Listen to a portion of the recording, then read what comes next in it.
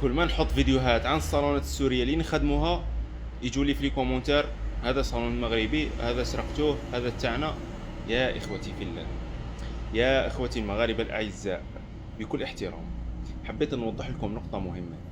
الصالونات السورية او بالاحرى الصناعة الشامية التقليدية معروفة عالميا، كالحفر، كالخشب المصدف، كالارابيسك. يعني هذا شيء من التراث الدمشقي الحلبي المعروف عالميا.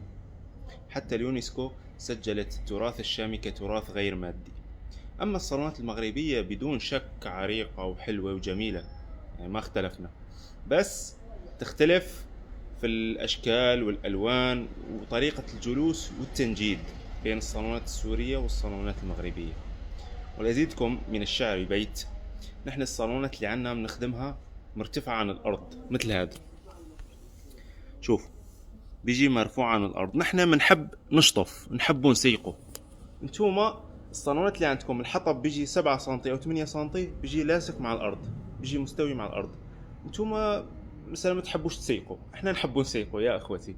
وزيد لكم حاجة: الصالون تاعنا يجي عنبر. تعرفوش معناتها عنبر؟ بيجي كوفري، صندوق.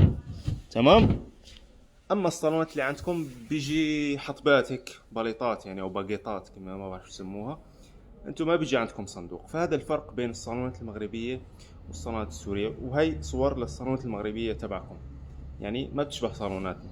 وازيد لكم شغله كمان: مثل ما شفتوا بالصور، الكنب بيجي هيك 7 8 سنتي، والاسفنج بيجي 30 35 40 سنتي.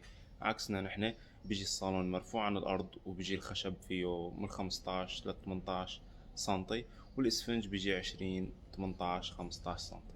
هذا هو الفرق. السلام عليكم.